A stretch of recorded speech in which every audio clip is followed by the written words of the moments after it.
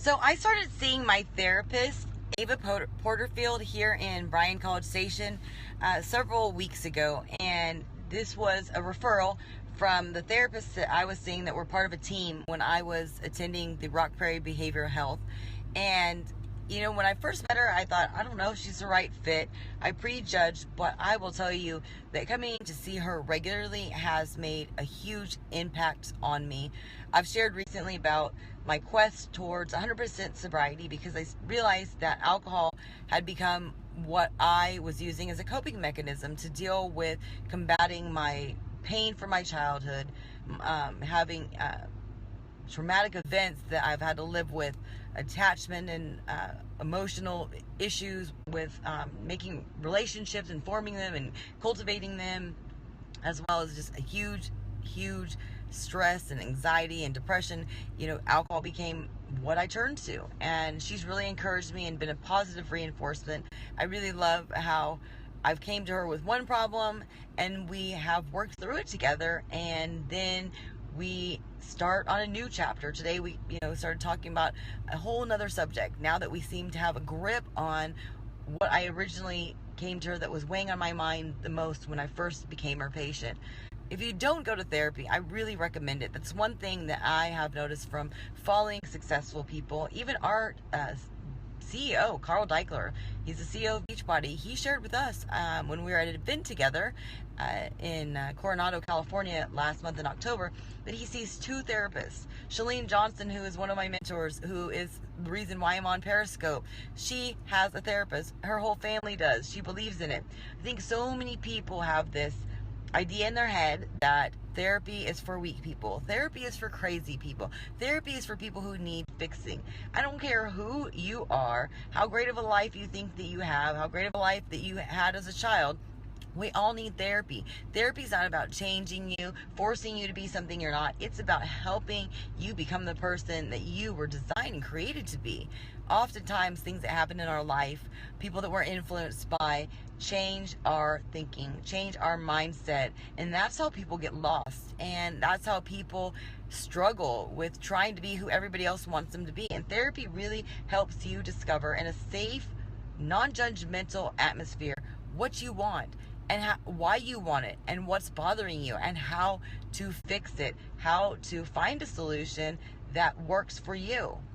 And there's not a one universal answer for anybody. It's just based on you and what your desires are. You know yourself, and a therapist helps draw you out where you are honest with yourself.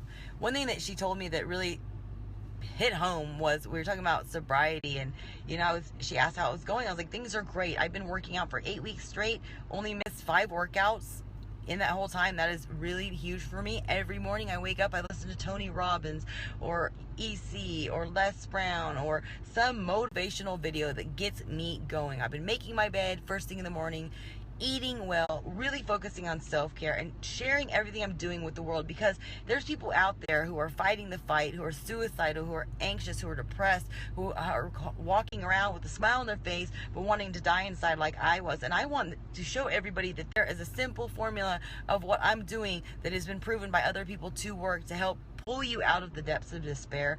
And I was telling her, I stopped drinking. I drank once 2 weeks ago in Miami. I really saw what drinking was doing for me. Ryan has joined me on the quest of not drinking. He's committed to 21 days of no drinking November, along with about 50 other people who, surprisingly me, the party girl, is leading in to sobriety. That's just so funny how the tables will turn. But I was telling her how Ryan was saying, just after 4 or 5 days of not drinking, he was like, I was really hoping that I could say, hey, nothing's changed in my life since I quit drinking. He was like, but just in 2 or 3 days I noticed a big difference. And I keep thinking about how when I started my mental health journey, the therapist kept asking, because they're very intuitive, over and over and over again, about my alcoholism. I filled out bundles and bundles and mounds and stacks of papers that kept asking about drug and alcohol addiction and all this stuff. And I've been to these health fairs and I've filled out forms, and the question always is alcohol disrupting your life? And I'm like, no,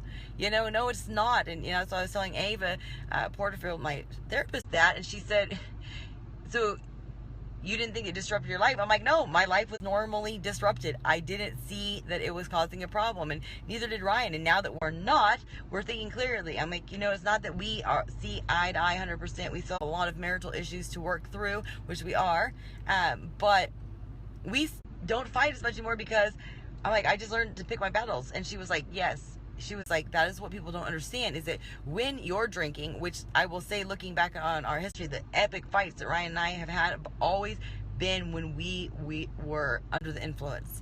And, she was like, when your mind is not right and you're under the influence, you don't know how to decipher between what is worth picking your battle and what is not worth picking your battle. And when you continue to drink and fight and you have a problem, the biggest issue is the fact that your mind's not working and you're not thinking clear enough to even find a solution, so you just fight about it. And she said the problem is when couples fight about the same thing over and over and over again and never come up with a solution. If you continue to stay drinking, you will never have the mental clarity to find the solution. And I was just like, light bulb went off big time. And I thought, wow, that makes a lot of sense. And she said, happy couples aren't couples that don't fight. She's like, there is no way you can live in the same space as anybody and not have a disagreement and not fight. She was like, the problem is when you don't try to find a solution, and when you do not fix a problem, when you try to run from it, that always leads to divorce. And I was like, wow, so our life is changing. It's, seem to fly by and move fast in some ways, and in other ways it's just going to take time. But I do realize that cutting out drinking is going to make a significant impact on us, just because we're thinking clearly. We're going to be able to think clearly individually, and then you put our two brains together, because we're not stupid people. We're both very intelligent people, and we're both very intuitive people, but our intuition has diminished when we were drinking. But now we can take on the world when we do this. And I'm not saying that alcohol is bad, but when you're like us and you begin to abuse it, and it begins to control you and control your life, and you can't let go of it, and that is what you're using to escape the stress or escape the problems, you're not going to get any closer to being better or to finding a solution to what it is that's causing you to drink. And as I've realized, as you turn to alcohol or drugs or even food or whatever your addiction is to escape from whatever it is that's causing you pain or discomfort, anxiety or stress, you're going to build up a tolerance to it. You're going to eat more, you're going to drink more, you're going to do more drugs, and you're not going to get any better. Your problems are going to get worse. That leads to huge problems for you, and especially if you have a family. So I really urge all of you to really take a look at what it is that's causing you stress, causing you anxiety, causing you pain. If you're using an unhealthy way to cope with this, please find a therapist, find somebody to talk to, find an activity that helps you deal with this in a healthy manner. Because when you follow something that you've done for years that may have been all you had then, but it is unhealthy, it is only going to cause more problems in your life, and it's going to cause more mental anguish. It's not going to make you feel better.